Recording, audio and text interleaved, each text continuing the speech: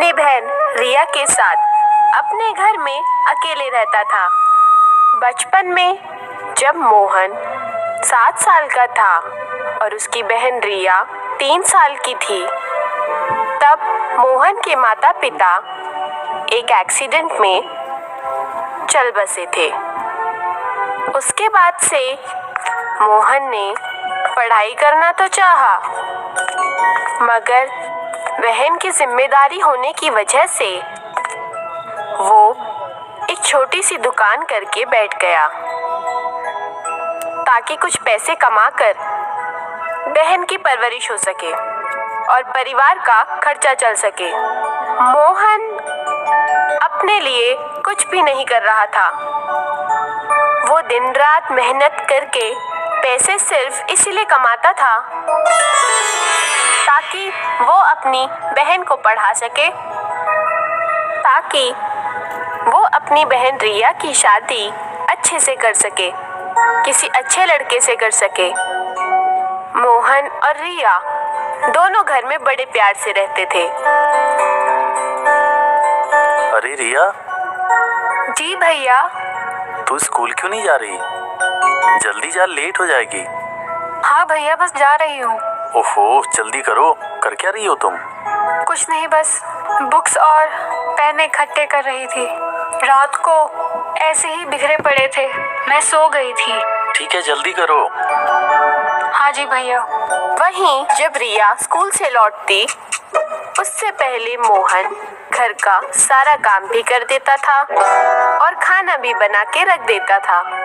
अरे रे रे रे रे, आ गई मेरी बहन। आ जा मेरा बच्चा। रिया, वो आपके लिए मैंने खाना बना के रख दिया है।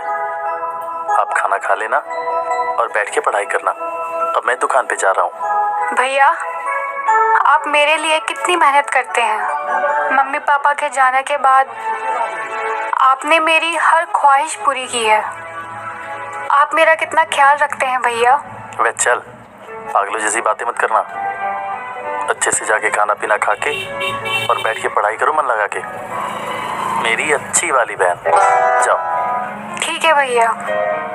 रिया जब भी अकेले में बैठती तो वो अपने भाई मोहन के बारे में सोचती रहती थी। मेरे भैया अपने सपनों की कुर्बानी देकर मेरे लिए दिन रात मेहनत करते हैं।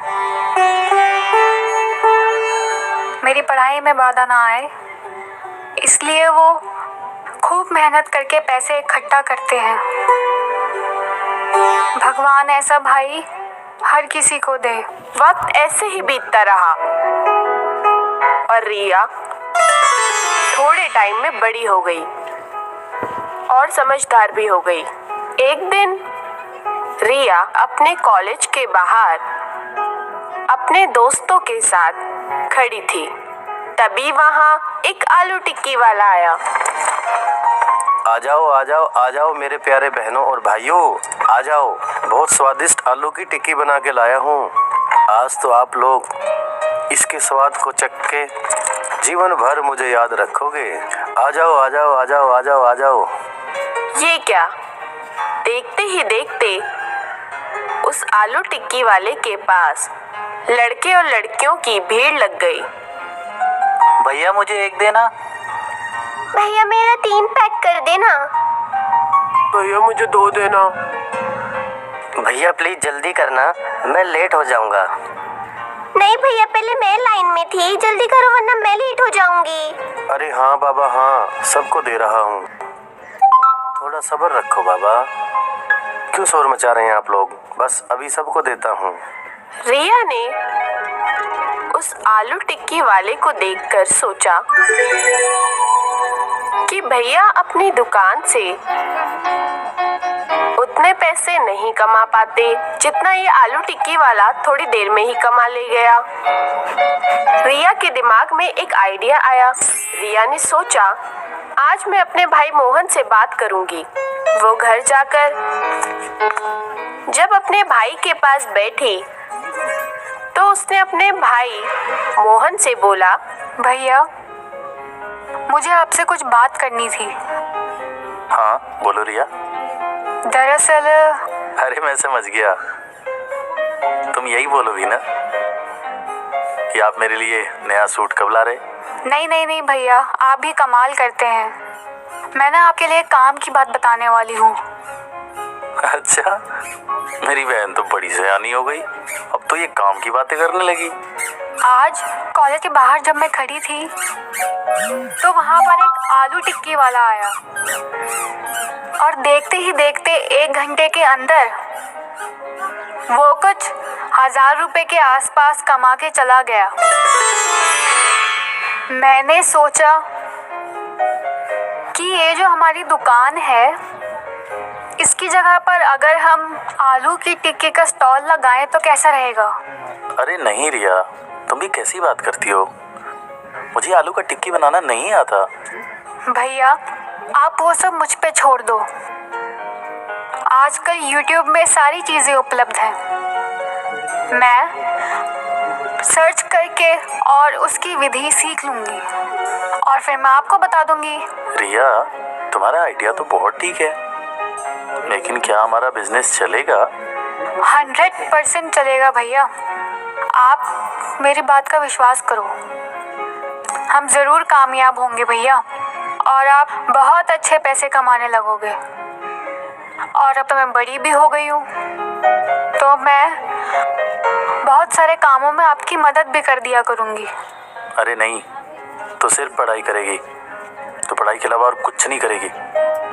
तुझे पढ़ लिख कर बहुत कामयाब इंसान बनना है, काम तो मैं कर ही लूँगा। ठीक है भैया। उसके बाद रिया के कहे अनुसार मोहन ने आलू टिक्की का स्टॉल लगा लिया। शुरुआत के कुछ दिनों तक थोड़े कम ग्राहक आए, मगर धीरे धीरे मोहन का बिजनेस चल पड़ा। और एक दिन ऐसा भी आया जब मोहन उस दुकान से कमाए हुए पैसों की बदौलत एक बहुत बड़े रेस्टोरेंट का मालिक हो गया। और मोहन अब पैसों की तंगी में नहीं रहता था और उसके पास बहुत सारे पैसे आने लगे। अब तो मोहन खुद काम नहीं करता था, बल्कि काम करने के लिए उसने लोगों को लगा दिया।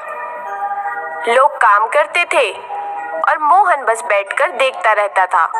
हमारे जीवन में भी ऐसा वक्त आता है जब हमें समझ नहीं आता कि हमें क्या करना चाहिए, मगर उस वक्त अगर ठंडे दिमाग से सोचकर हम अपने किसी आइडिया पे काम करें तो हम अपने जीवन में कामयाब हो सकते हैं।